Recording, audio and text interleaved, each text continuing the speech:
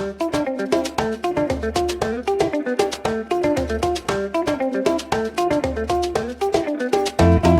friends, thanks for joining me today. So in today's Friday tip video, we're going to go over the Stampin' Up trimmer.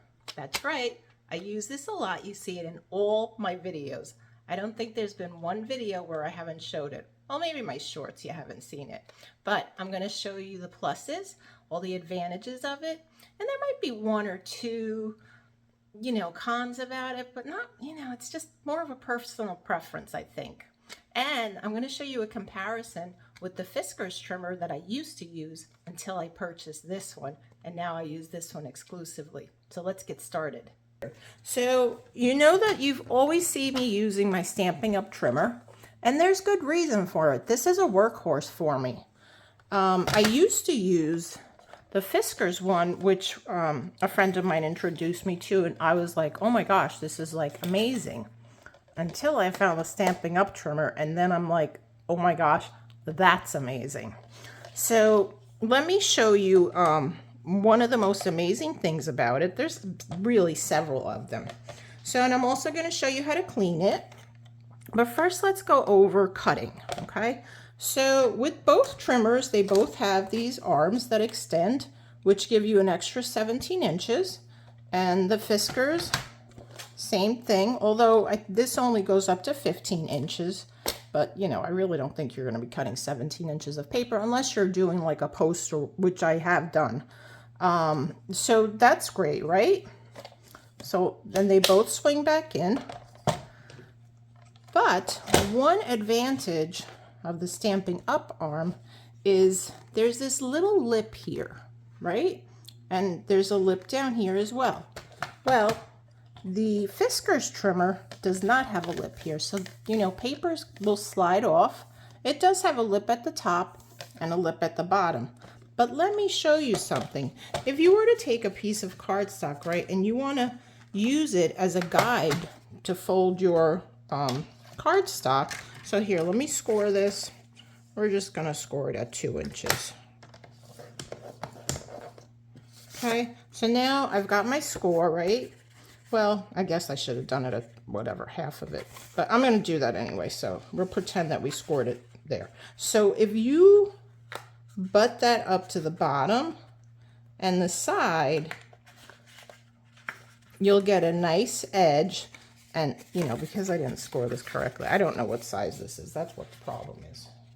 So let's see, we are at 5.5 inches. So it's half of 5.5. What is it, like 2 3/4, I think? So let's score that at 2 3/4 so you can get the full effect. Okay, so now I scored it at 2 3/4, right? And then I'm going to fold it in half. So when I butt it up against here, I could get a nice edge all around, right? And both are lined up. But on this one, you can't do that because it's going to slide off, right? So that's one plus. So here's the minus that I don't like about the Stampin' Up trimmer. The numbers are really, really small. So, and for my aging eyes, I would much prefer these bigger numbers, right? Much easier. The other thing I like about this is that it's got this little lock here. The Stampin' Up trimmer does not have a lock, but it does click into place and it won't open, right? So that's great. Then I've added this little strip to the side here so that I could see the numbers that are along the side.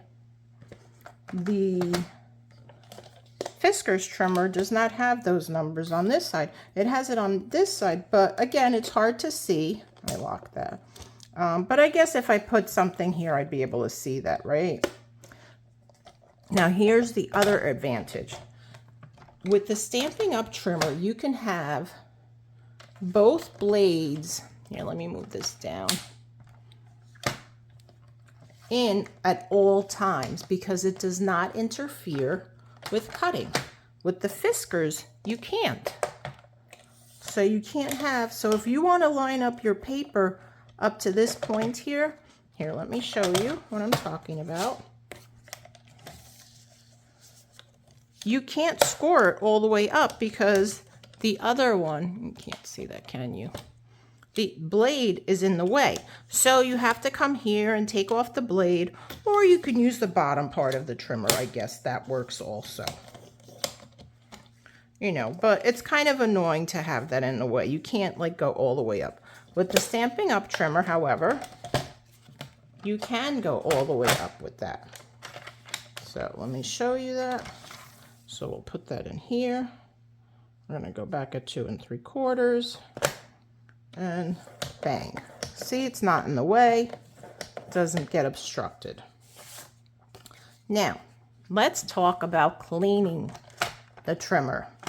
So I've seen this done many ways.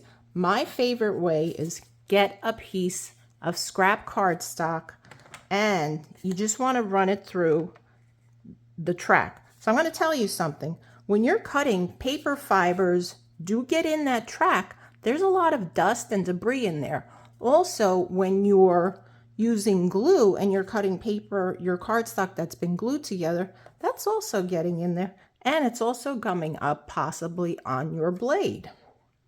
So what you want to do is you're going to take your cardstock, just run it right through the track, and you'll see that it starts to pick up all that debris.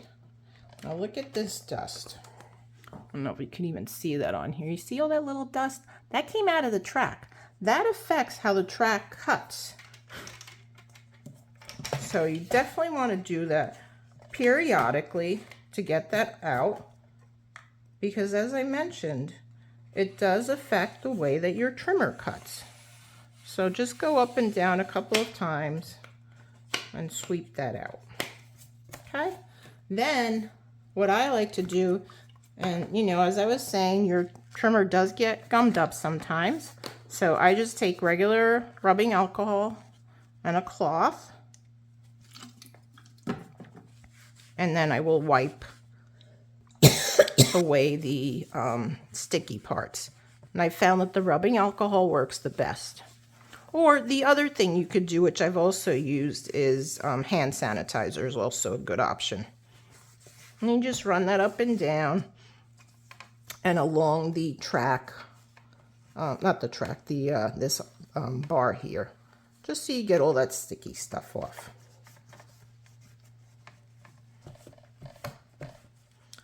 And then your trimmer will be good as new, and it'll keep the blade in good working condition and all that. So there you go. That's my tip for the day. If you have any questions about the trimmer, and I know some people don't like it, but you know, like I said, for me it's a workhorse in my craft room and I can't live without it. So friends, thanks again for watching. Let me know what your thoughts are. If you have any questions about joining my team, I'd be more than happy to help you. Until next week, have a great day. Bye-bye.